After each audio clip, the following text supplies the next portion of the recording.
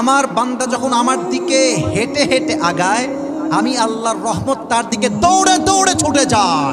আবার আল্লাহর হাবিব সাল্লাল্লাহু আলাইহি ওয়াসাল্লাম বলেছেন, শয়তান যখন জান্নাত থেকে বের হয়ে গেল, সে আল্লাহকে চ্যালেঞ্জ দিয়ে বলল, আল্লাহ আমি তোমার প্রত্যেকটা মুসলমান বান্দাকে জাহান্নামে পাঠাবো। আল্লাহ বলবেন কি? আমাকে চ্যালেঞ্জ।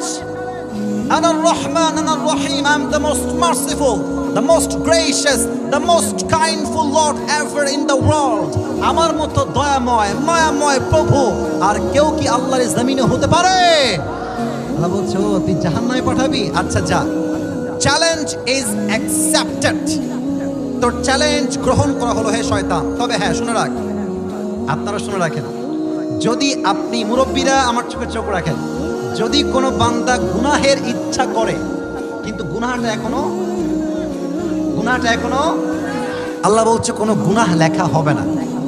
আচ্ছা, যদি কোনো বান্দা একটা ভালো কাজ করার নিয়ত করে বাট এখনো করে নাই, নিয়ত যে করেছে তাতেই আল্লাহ আমল নামায় সওয়াব লিখে দিবে।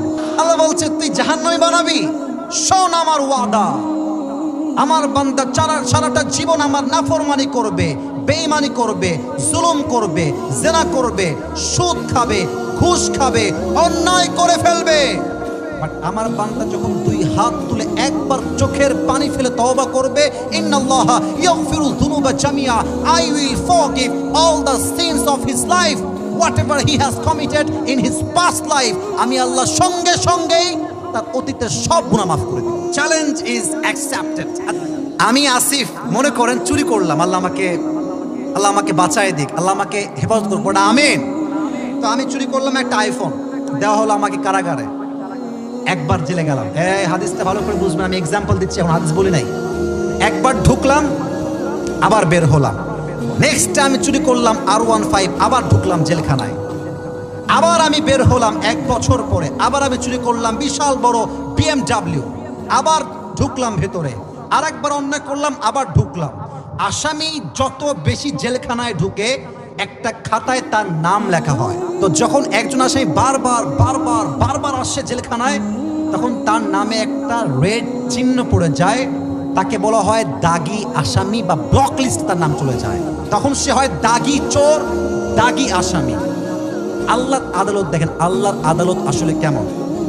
আমি একটা অন্যায় করলাম, গুনাহগারের খাতায় আমার নাম লেখা হলো। আচ্ছা, আমার কথা কি বোঝা যায়? তো আমি মনে করেন এখন সুদ খেলাম, আল্লাহ আমাকে হেফাজত করুক, সুদ খেলাম, নাম লেখা হলো সুদখোর আবরারুল হক আসিফ।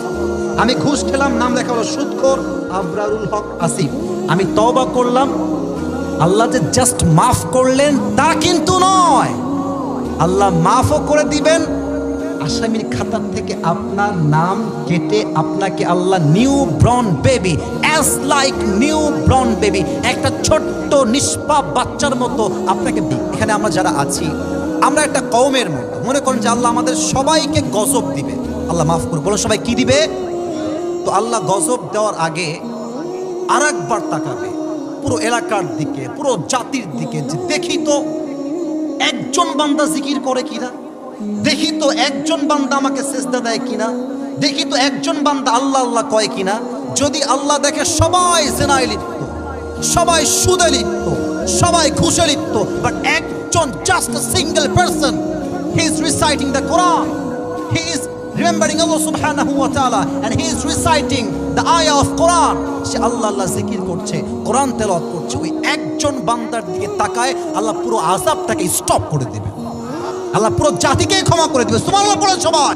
আল্লাহর রহমত আর গজব কম্পিটিশন হয়েছে, আল্লাহর রহমতটা গজবের উপরে 99% এগিয়ে গিয়েছে। সুবহানাল্লাহ পড়ে সবাই।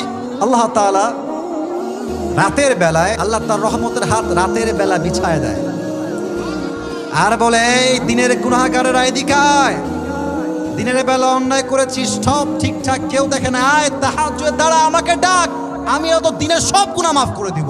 যে রাতের বেলা জিনা করছে, গুনাহ করছে, সুদ খাচ্ছে, মোবাইল ফোনে পর্নোগ্রাফি দেখছে, গান শুনছে, প্রেম করছে, আল্লাহ দিনের বেলা ফজরের পরেই সুবহে সাদিকে রহমতের হাত বিছিয়ে দেয়, বান্দায় রাতের বেলা অন্যায় করেছিস, দিনের বেলা তওবা কর, রাতের সব গুনাহ আমি আল্লাহ তোকে মাফ করে দেব।